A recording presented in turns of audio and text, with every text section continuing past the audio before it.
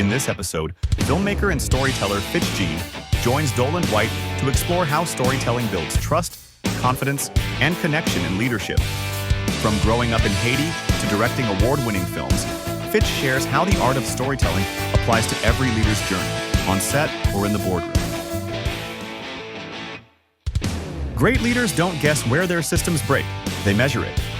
Grab the Empowerment Blueprint Toolkit to find your leadership blind spots and build real momentum. Download now at thenextinterview.com. Hello, everybody, and welcome to the Next Interview Show podcast. As the announcer mentioned coming through the front door, I'm Doland. I am the host, and I'm always blessed on these podcasts to have great guests. And I'm looking forward today to a really good conversation with a young gentleman named Fitch Jean. And, on the podcast, a lot of times, Fitch, I've got, guys from NASA and executives and all the stuff that's going on, and not to, and it's fun to have you here as your own executive and with the things that you do, and particularly in the creative world. Being a musician, I admire those who go create. Because there's a lot of work in going to create. It's not as easy as people make it look. So I just want to start out with just some gratitude, man. There's 1,000 other places you could be and other people you could be spending the next 40 minutes with, and you're going to spend it with me. And my guests are going to hear what you have to say. So thank you. Thank you for being here. Thank you for having me. It's a pleasure. It's a blessing. Cool. It's a pleasure. Good to have you. So I want to just take a minute so the guests, the listeners haven't met you, and just talk a little bit about kind of your background and, what brought you. We were talking kind of before we hit go on the podcast about you've been writing stories since you were 11 years old. And it's cool to see that passion has stayed with you through your life and become such a creative vehicle for you. So I'd like to just share, if you don't mind, just take a few minutes and just share a little bit about your path, your history, kind of where you are and what you're doing, and then we'll have a conversation. For sure. Again, thank you for having me on this podcast. It's a pleasure. It's always great to share my story and any little bit of knowledge or experience I might have that may be valuable for anybody. When it comes to myself and my journey, like I had mentioned to you earlier, I was born in Haiti, a very vibrant and proud country. Yeah. The Haitian people are very proud people. I moved to Canada when I was about 5 years old, and me and my family, we lived in Montreal for about 10 years. Yeah. I grew up in one of the slightly rougher neighborhoods in Montreal. There was a little bit of violence, but I never really felt unsafe when I grew up. I felt Oh, like my parents always shielded us very well, and they loved to occupy our time with a lot of like extracurricular things to always make sure that we're never up to no good, yeah. right? So from a young age, I would be tasked to reading books. I'd be tasked to watching documentaries, Wow. and yeah, and so I feel like I learned a lot about history and about literature and things of that nature when I was fairly young, and I think that also created an interest when it came to those topics, Sure. and I think that is also one of the things that helped my imagination expand. I also loved watching movies when I was younger. I remember the first film that I watched that really, um, I would say, like mesmerized me as a kid was The Yeah. Lion King. I think I had the VHS tape and I watched it over and over and over and over again. Really? Yeah, until the tape didn't work, Oh, and so I think storytelling was always a part of me from a very young age, and yeah. I started writing um, like either stories or things that came up that came to my mind fairly young, and I remember when even when I think I was 12 or 13, I wrote like my first it was like a fantasy sci-fi novel. Really? Yeah, I only That's showed it to my awesome. family and some friends, Yeah, but yeah. yeah, that's just to show you how much I loved storytelling and I loved that medium. As I grew older, though, my focus kind of shifted a little bit because even though I love the medium of storytelling and Yeah. whether that was through writing or other ways, I never thought that is something I would do as a career. Coming from a family of immigrants, it was always a given that I would go towards a safer route, right? Things that are known to actually generate income, and so Yeah. and and so academics were very important as for us in the household. I was a very fairly smart student, doing very well. And once I graduated high school, I was actually going to go towards law and Oh, becoming a corporate lawyer. Um, yeah. and so I got into a few universities, but ended up going to the one that was closest to my house, and also because they gave me a scholarship. Mm, And I didn't have to pay it my first year. yeah. And so I started in business school, and it was around that time, while I was studying, that I got myself a camera, because I had some money saved. I got myself a little camera and I started taking photos, and that's when things started to change. I became Really? very passionate about it. I Yeah. started taking a lot more photos, and I started seeking that medium a lot more, to the point where like I was starting to miss class, to go take photos, and the love my love of storytelling started colliding with this new medium that was visual. And so I started going deeper and deeper into it. And then I realized that I wanted to go towards that more than what I was studying. Yeah. I had, I ended up having to have some very tough conversations with my parents regarding my future. Um, and eventually I decided to focus on that. I ended up changing programs at school to go into communications and media, so I can have something that's closer to what it is I wanted to do. Right. Honestly, I didn't even want to do school, but my parents were like, okay, at least get yourself a degree. And so I'm like, okay, Good. communications and media. And I'm very Right. grateful that I did that, because I learned a lot about storytelling through that degree. And not just the storytelling that we see in books and movies, but it really showed me how almost everything is about storytelling and about communication. Uh, and it really showed me how powerful it can be in almost anything in life, Right. right? Especially when it comes to trying to, like I said, communicate, whether that is an idea, whether that is a communicating a product. It's storytelling is very strong, Yeah. when it comes to communication, and that degree really helped me with that as well. So as I kept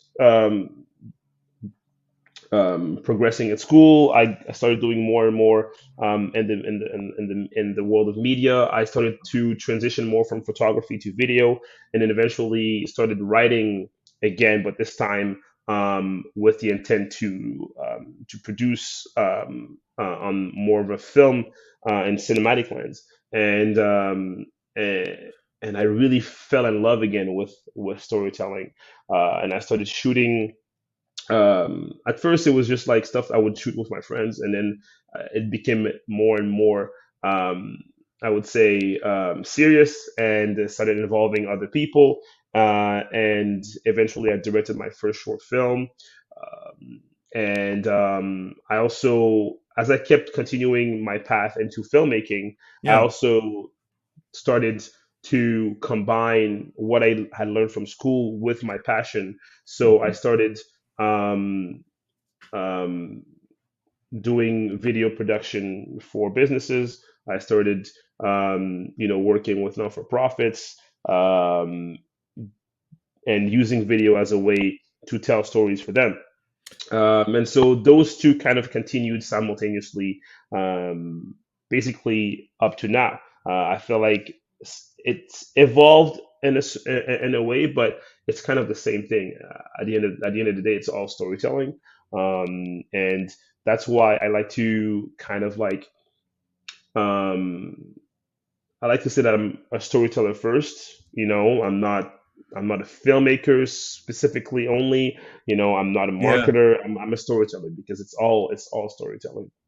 Yeah. I love that. That's a great story. And first of all, kudos to your parents. Mm, Having as we were talking earlier, with five boys all took very radically different paths, all the way from tattoo artist all the way down to copywriter, and everything in the wow. middle that could possibly happen with each son. But it can be we as I think sometimes we as parents, we're always, when we're looking out for the best of our kids, right? We look at what we think is the we consider to be the best, which can be locked into perhaps maybe not necessarily the best possible creative outcome. Um, Hmm. I remember telling my dad early on I was going to be a musician, and that was a very interesting conversation. Um, it's about you, not about me, though. But it didn't go well. But Hmm.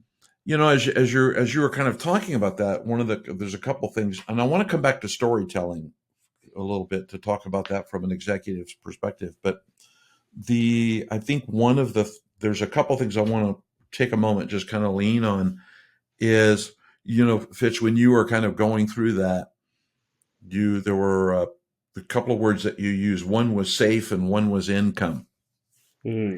And when you're combining, I call it kind of combining passion with purpose. Like, I get up every day and I get to go do what I love, and what I'm passionate about. And I'm blessed. Not everybody gets to go do that, and I'm glad that's part of your life too. But a lot of folks get hung up on and I think it's kind of a gateway of fear. Because I can go safe and not deal with fear, and leave fear Hmm. kind of sitting on the stool in the corner of my room, and I'll deal with it someday, right? Because I'm really not focused on that. How did you what did you do for you, kind of as you Hmm. were kind of stepping through that? Because um, anytime you're stepping out to start any kind of new venture, where it's really your knowledge, your expertise. And I love your comment earlier about we don't know it all. Still love learning. Um, Hmm. keeps me young. But how did you kind of step through that gap between safe and fear, and to move through that journey? That's a very good question. I think that for me, the first thing is that the passion was so strong that once I felt it, Yeah, once that spark ignited, it was almost impossible for me to just like turn my eye and be like, okay, I'm not gonna pursue that, or I'm not sure. gonna at least try, because a big part of me and a big part of who I am is and probably one of my biggest fears, which in a way kind of helps me go forward, is my fear of regret. Like I am Oh, interesting. somebody that is very scared of looking back at things and regretting not having done this, not having tried this, Yeah. um, and it fuels a lot of what I do. And I feel like if I had decided to not pursue photography and then not pursue film, and I was Sure. like, you know what, like I know this is something that is a desire that's burning inside me, but let me just go and become a lawyer. I feel like I would have regretted it, and that would have burned me inside for forever. And Yeah. so Yeah. Yeah. e- whether it worked or not, I had to try. And the thing is that I feel like people are scared of failure. I think because they see failure as like the finale, like an end point, like just like, okay, if I Sure. fail, then it's everything's over, Sure. right? But failure for many of us is a lesson, right? And it's a way for us to move forward. Failure allows you to move forward because now you know, oh, well, this doesn't work. So now I know that I can eliminate this path, and I can go into a different direction. Whether Yeah. that is at the macro level when it comes to like what kind of career you want to go into, or when it comes to at a micro level when it's a day to day decision. I feel like, um, and a lot of people talk about that. Like Sure. seeking failure is something that you have to become comfortable with, and I Yeah. think that I became comfortable with it mainly because I was more scared of not trying than I was of failing to try. That's that's really interesting. That's a for those of you listening to the podcast, hit that rewind button and go back about 60 seconds and listen to what Fitch was talking about there from a failure perspective. Because I think that's really powerful, Fitch, because when you're really truly grounded in your passion, I think it's easy just to kind of set that aside and go focus on being an attorney. And a lot of people are passionate about being, not to demean you Yep. attorneys out there. I could tell a good attorney joke right now, but I won't. Um, but there's there's that opportunity to turn your turn that passion into something that you can go do every day. Hmm. And I call it the grand experiment. Early in my career, I was an engineer for a minute. I'm an engineer by trade, a software engineer for a long, long, long, long, long time. And I used to teach software to the kids back in the days when it was sticks and knives to make all the computers work. And and one of the things I always told them is you don't learn by working on things that work. Mm. You learn by working on things that don't work, by figuring it out and Hmm. looking for ease and elegance and finding your way through it. So I love your comment, Fitch, around about that failure is that gateway. Hmm. Failure is that place you can go. So when you're um as you're kind of on that path, right, and you're discovering it. And by the way, I'll stop us just for just one moment, and so we don't forget to do this at the very end, and offer acknowledgement for the film that you just took to a film festival in Birmingham, Alabama, and won best film with it. Yeah. So humility is a part of who you are without ego. So I want to make sure let's point that out. So, and that was not in your trajectory that you talked about in your introduction, going from telling Hmm. stories to camera all the way to doing films to winning best film. That's a huge trajectory, and that shouldn't be ignored. So congratulations on that. Thank you very much. Thank you very much. I'm very grateful. Yeah, that's a marvelous achievement. Um, Especially with all the leadership it takes to get there, all the people you bring along that path. Yeah, yeah. I think that, like when you were talking, I before this interview, I went to watch a little video that you sent, and I Yeah, saw that the podcast was about a lot about talking to leaders and about leadership. yeah. And I was like, like, in which areas of my life do I lead? Because I was like, am I the right person for this kind of podcast?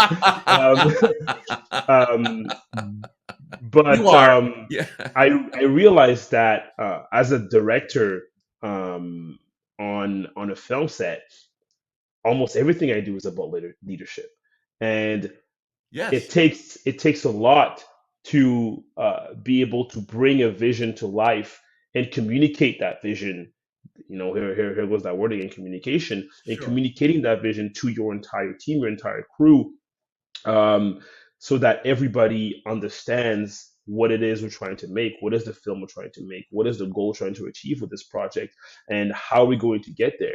Right. But it starts at the top. It starts with the vision that the director has and how they're able to communicate that vision and tell that vision, and also inspire confidence to his team, so that they can believe that we can make it and get there, because it's a roller coaster when you're making a film. Oh And yeah. they look to the director, they look to me to as someone that w- will have the vision, and at all time will be confident about the vision and about the fact that we'll get to the finish line. Because if I look uncertain, then the whole thing will be shaky. Yeah. Yeah, I love that. And yeah, you're in the right place, man. So but no, I think it's really powerful though, Fitch, because what you're, a leader, whether you're a director on a film, and let's think about the role of the director on the film. To your point, that role, and having wandered around the studios for 2 or 3 decades in my career, um, Mm, the that director is that you cast the vision. So you're doing a bunch of stuff. You're doing, right, which is the act of directing. You're managing, which is resourcing, making sure the wet down shows up, the cameras are there, the lighting is there. So you got people doing that, but you're asking them questions. And leading is that influencing part where you're casting that vision, right? This is where we're going and what we're doing. And I love your comment, Fitch, around um, if you're that person responsible for casting that vision and you're not confident, then the rest of your crew they're lost, right? yeah. They're going to smell it. It's kind of like there's an old law that I talk about all the time, which is authenticity. Authenticity is hard to fake.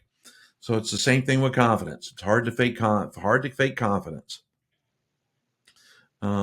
So it's cool that the I want to get kind of based on that. I think that one of the and this is maybe a hook into talking a little bit about storytelling, because I think there's some aspects around storytelling I want to kind of explore with you, since you're really good at it. The the first is, I think that leader, that director, in this particular case, we're talking about that role, um, has to tell a story. Hmm. And so there is that art, right, of using storytelling to build trust so that people are going to actually have confidence and they're going to move forward. How do you, when you're working with your teams, how do you do that? It's a big question. It's a 9 pound question. Um, I think that the first is that I need to have full confidence in the project itself, right? Mm, Whatever, in the case of film, it's the film, it's the story. But in any other case, it could be whatever it is you're building, a product, yeah, an idea. I need to have full belief in that first. And because I cannot go and sell my team on a story, on a film, on a script that I don't believe in, right, right? If I don't believe that this is the one of the best stories that will ever be told, if I yeah, don't believe in the story, if I don't know the story, if I don't feel like the story deserves to be told, that I will go to war for it to be told. If I don't believe it, then how can I, tell that to my team? How can I communicate that to my team, right, right? So the right, first thing, it goes without saying that I need to believe in the project. I need to understand the project. I need to sit and live with that project and that story, first and foremost. Then once I have that, then I need to communicate the vision that I have for this in a way that each member can understand, because not everybody will understand and will be able to be communicated in the same way. My cinematographer, who their role is to envision the film visually, from the camera to the lens and the movement, the way I communicate the film and the vision to them will be very different than the way I communicate it to my actors, or the way I communicate it to my costume designer, or my set dresser, right? Because they're seeing the story from a different lens, and I cannot expect to be taking my way of communicating to each of them the same way, because that's not how they're viewing the story. And so I think that as a director, my role is also to tailor my approach to each and every individual. And that is, so I have to take the story and then kind of like have it go through this filter that is specific to the person I'm talking to. Yeah. So, for example, in my most recent film, the one that won the award, one of the actors I was working with was an 8-year-old girl. And like we've talked before, the topic of my film is fairly heavy, right? We Sure. talk about trauma, we talk about hardship. So how do I communicate that to an 8-year-old girl, right? And so in that way, I needed to Mm, specifically be able to use a language that is familiar to her, and basically tell a story that she can understand, so she can see the vision without me having to do it in a way that would be that would be too complicated and too complex or even too traumatic for right. her. And so I think that approaching whatever it is you're trying to communicate, in a way that's tailored to the individual you're communicating to, I think it's extremely important when it comes to storytelling. Yeah. I think that's a really that's a really powerful statement. So, dude, that's like, you know, I was going to ask you an unfair podcast question, which is, how old are you again? That's a that's a which don't answer that question, but that's a piece of wisdom that, so leaders, as you're listening to that, that's something I think that gets missed in leadership and in business, and I'm sure you see it all the time when you're out and you're serving other productions in different roles, in the roles that you provide, right, through your business, that you see those people that make a mistake and they communicate a message, and they communicate a message, they just throw a blanket out, right, and everybody gets the message, and there's not a, you know, if you've got 6 people standing there and everybody gets the message, and it only matters to one of them, 5 didn't hear you, Hmm. because it doesn't matter. It doesn't correlate. So they're either not going to do it. There's a bunch of things that are going to happen. They're not going to do it, or they are going to do something that you consider wrong, or there's other things that occur there. So I think that's really unique that you focus on how you do it. And I had to, it touched my heart, dude, when you're talking about working with an 8-year-old child to help to explain that story to a child so that it's in a language that they can understand, that they can act that part. That's a complex set of communication. So Yeah, that's a big thing to go do. So when you're in that moment, how do you? So here's a maybe I don't want to call this a trick question, but here's a follow up question. hmm, So when you're in that mode, and you had the conversation, and I love that know that you talked about the cinematographer, right? The cinematographer is focused on from here to here, right? hmm, If you're talking to a grip, they're focused on from here to here. They've got it. That's a different animal. Um, how do you know they got it? hmm. Because it's that tendency, I think, with people to go, okay, yeah. How do you know? Absolutely. Well, I think that like I don't end by just saying, "Hey, did you get it?" And then they're like, "Yeah, for sure." I think it's an ongoing conversation, uh, to see, if we are on the same page, Yeah, because yeah, yeah, and I try to have all these conversations obviously before we get to production, right? Because once we start rolling, we can't have these kind of long-ended conversations about, yeah. yeah. So No, no. so it's definitely early on that, I Oh sit yeah, down and have these conversations with, my production, teams, and then from there I'm okay. Well, like, what did you understand from this? yeah. And depending on the way that they answer, I can see, if what I said is really how they understood it, right? Gotcha. I think that rephrasing, the way you're speaking to them, or you're asking the question, is that did you understand versus what did you understand? I think, makes a big difference, because then it kind of like forces them to more critically think of your, of what it is that you're communicating, and Right. then can be like, okay, well, this is what I feel like we're talking about. This is what I feel like the vision is. I'm like, okay, that's actually what it is. Or I'd be like, oh, Good. something and something, and between where when I communicated it to you and you received it didn't translate properly. but let's go back and then figure out what that was and how we can, get towards the a singular, united vision. Yeah, that's cool. I think that's really important. And I see leaders make that mistake when I'm coaching executives. A lot of times there's a thing that's, well, I told them, Mm, and my follow up is, did they get it? Did they understand it? And I love your point about asking them, about not saying did you get it, but what do you understand, and giving them that opportunity to tell that story back, because it's easy for us to, because then it's abnormal. There's a way we do things. The way I do things isn't the way you're going to do something. mhm, And if I'm expecting you to do it my way and you do it your way, it's abnormal. And mhm, therefore, I haven't given you the space to actually go create that, innovate that idea, kind of the way you're going to do it.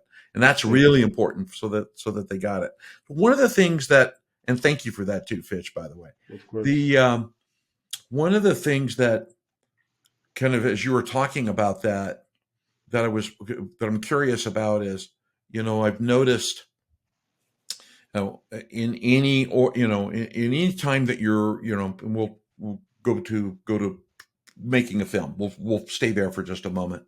But I think in any organization, it's just the same. But there has to be a degree of trust that's built across the body of the team. They have to trust each other, that they each are accountable to each other, and they all have each other's back, right?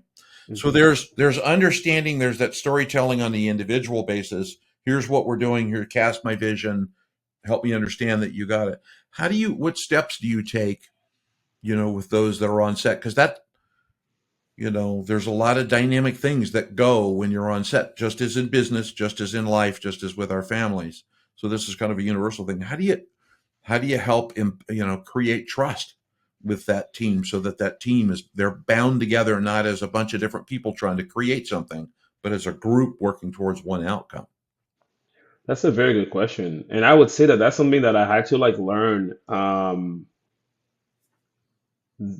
throughout my very young filmmaking career. Yeah. Yeah. I Yeah. would say that at the beginning, I myself was dealing with issues of trust when it came to my collaborators. I Wow. used Interesting. I used to micromanage a lot, Really? Yeah. Yeah. when it came to film in my sets, because I was afraid to let go. I was afraid to, because sometimes when you, especially when you're the one either creating the idea, or if you feel like it's your baby, you have Sure. this thing where you're afraid to give other people, a part to play, and for them to run with it, Right. and I feel like, yeah, it's an issue of trust. It's because, you feel like, because it came from you, you're the only one or the best person to know, how this thing can go about, right? And the truth is that's not true, right? Because, Uh-huh. nobody is a jack of all trade and the master of all, right? Yeah.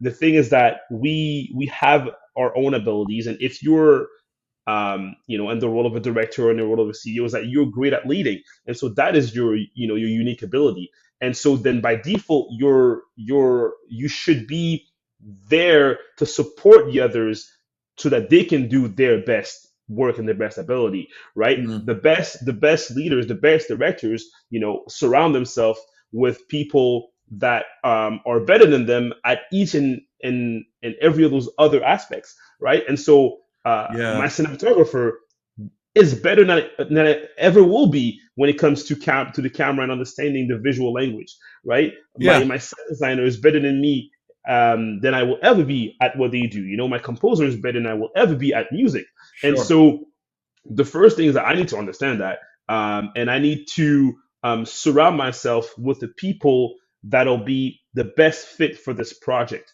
And that's another thing that I learned, as well, through filmmaking, is that it's not enough to find the best person. It's having the best person for the project. Because I've talked to Wow.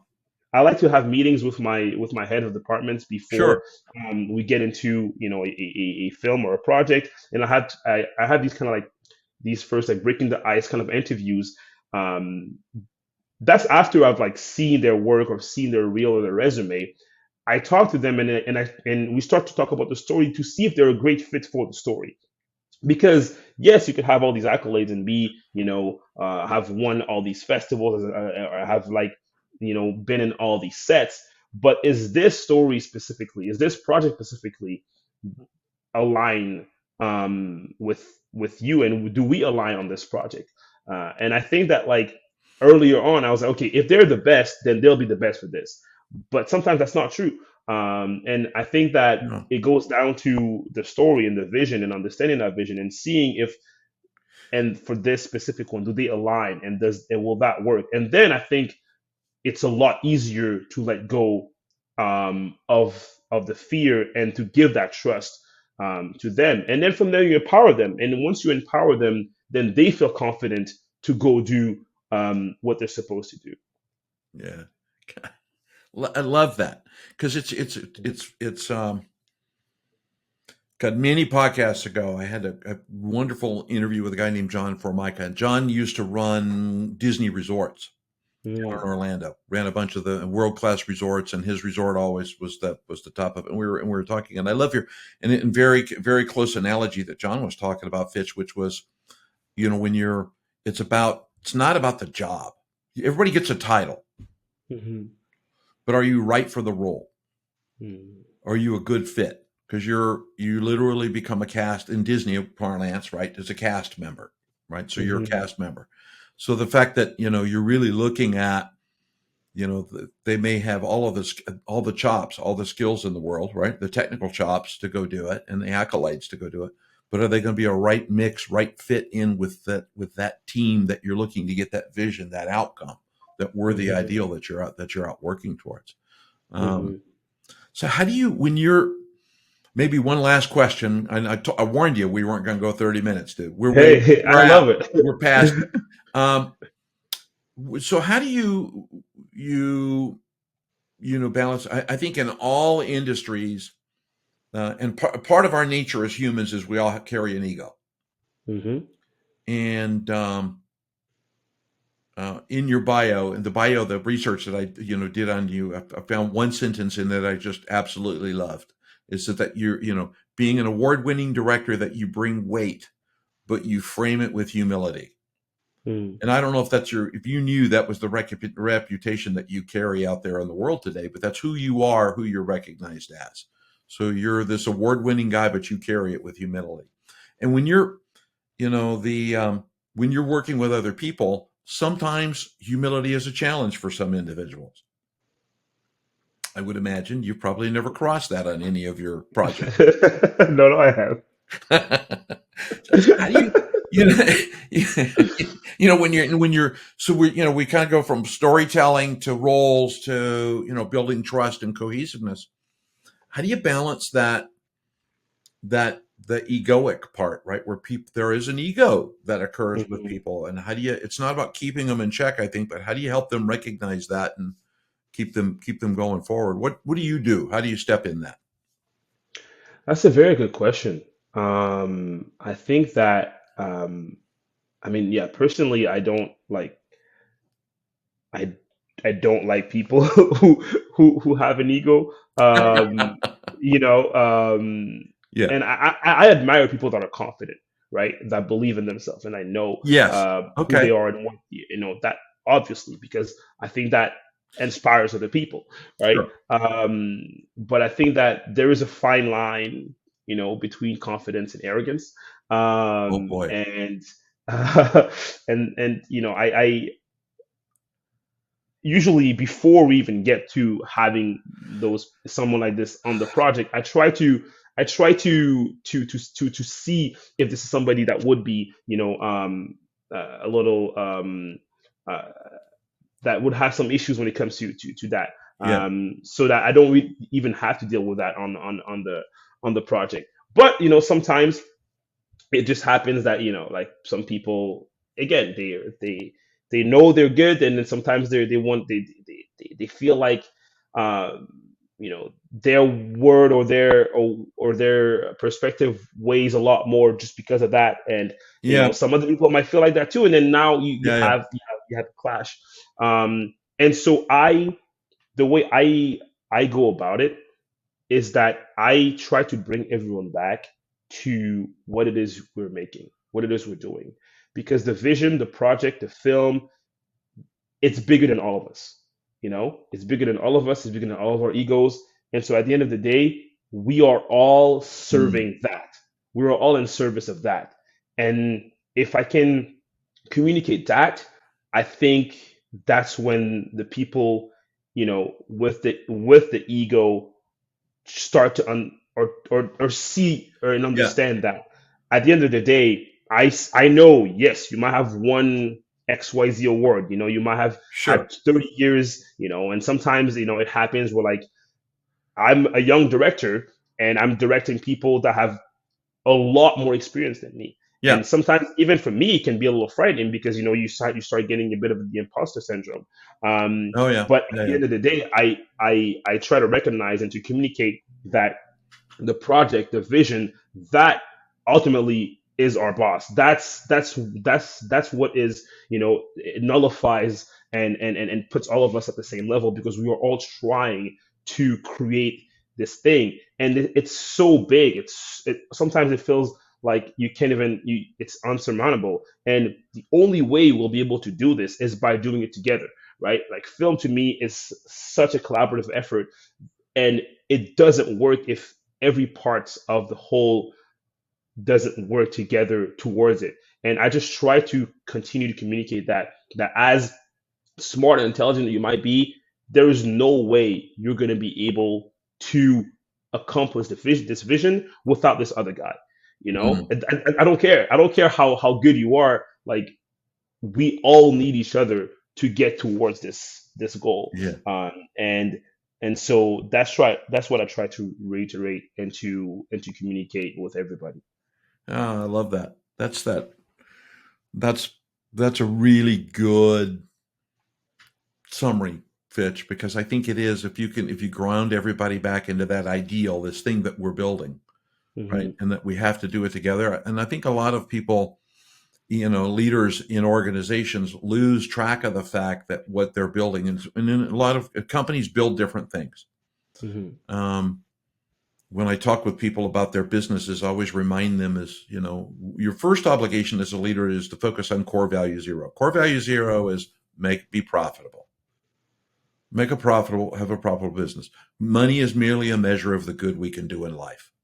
Hmm. And if you're not profitable, you can't do good. Hmm. You just can't. There's an old treatise.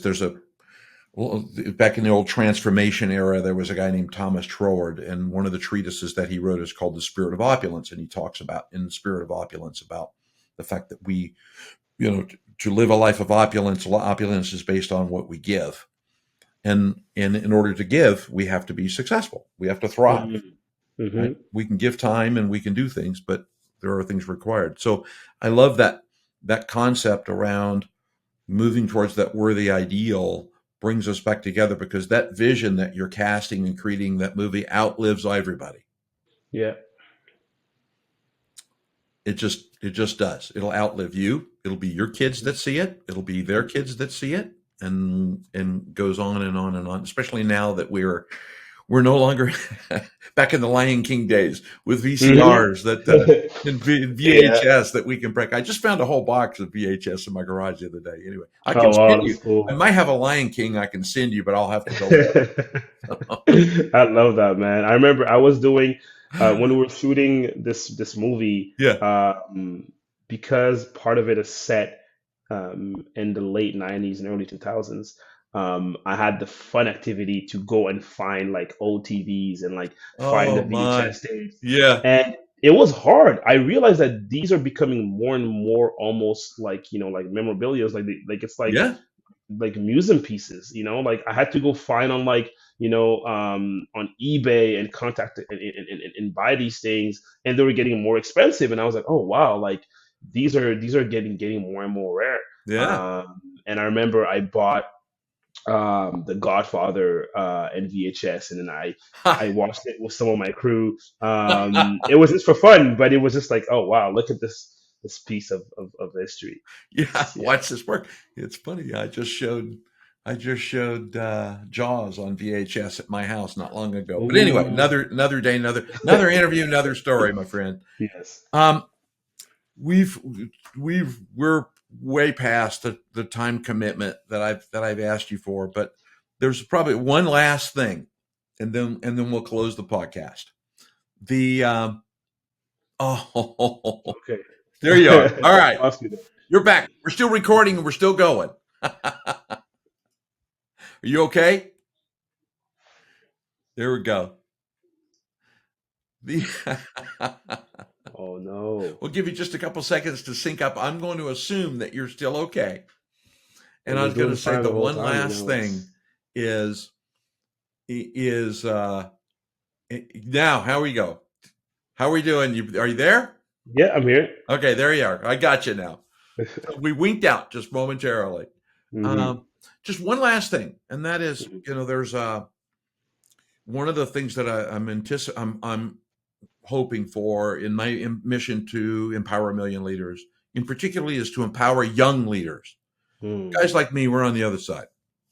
At 72, I'm not in the accumulate mode, right? Hmm. I'm in the go spend it on my grandkids mode. Mm. So as young leaders are emerging, and I love the insights that we've had here today, Fitch. One thing is, there's any there's any one bit of insight about stepping out, living into your passion that you would like to give someone who's a young leader who's thinking about it, what would you pull them close, and what would you tell them?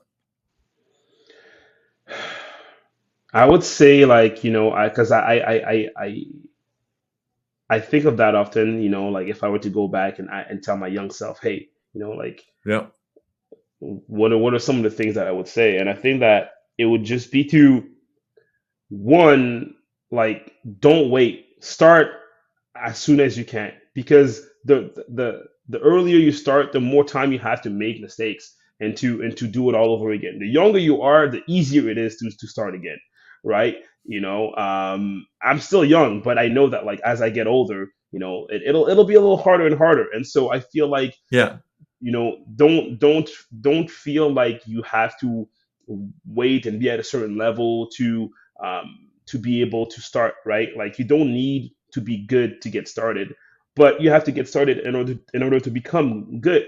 And so I think that it's important that you start early, you fail often, you fail forward, you learn from your mistakes, but that you not to not be afraid to get started. Good. Great advice. Great Thank you. advice. And thank you for that, Fitch. Thank you. Of And course. young leaders, go back, hit the rewind button, 30 seconds right there. Go back and listen to that again. In the music industry, we would say that's mic drop moment. But Yeah. I don't have a mic I can drop handy at the moment. So I've got it in the studio. Um, so a couple of things as we close out the podcast. The very first thing that I mentioned as we were coming in, that we start the podcast with gratitude, end with gratitude. Um, just from my perspective as the host of the podcast and the guy who's blessed to get to ask you all these questions and have this conversation with you, thank you.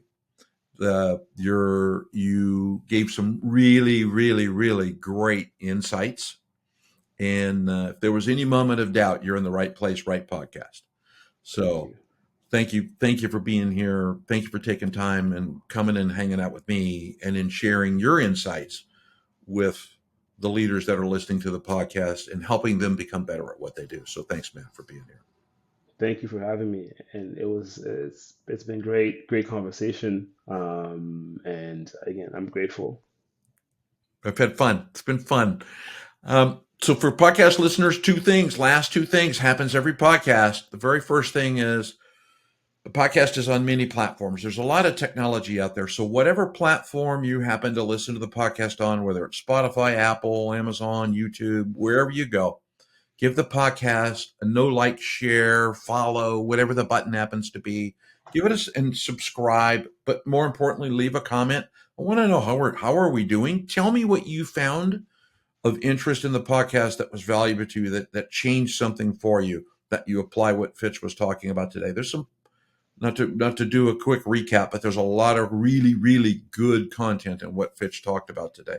So please do that. It is not a vanity moment. If you give the podcast an acknowledgement, it makes the podcast easier for people to find. And when people can find the podcast, it serves my final mission, which is to empower 1 million leaders. So if you know another leader who could learn something from listening to this podcast, share the podcast with them. We're all on the hook to make each other better. We are responsible for that. So help someone be a better leader, better person, better father, husband, family member, friend. All of the things in leadership that we do apply to that. And on that final note, I'll tell everybody, thank you for being here. Fitch, thank you for joining me, hanging out. And we'll see everybody on the next episode of the podcast. See you there. Thanks for tuning in to the next interview show. If today's conversation gave you something to think about or something to act on, follow the show. And share this episode with a leader you know who's ready to step up, because empowered leadership isn't a solo sport.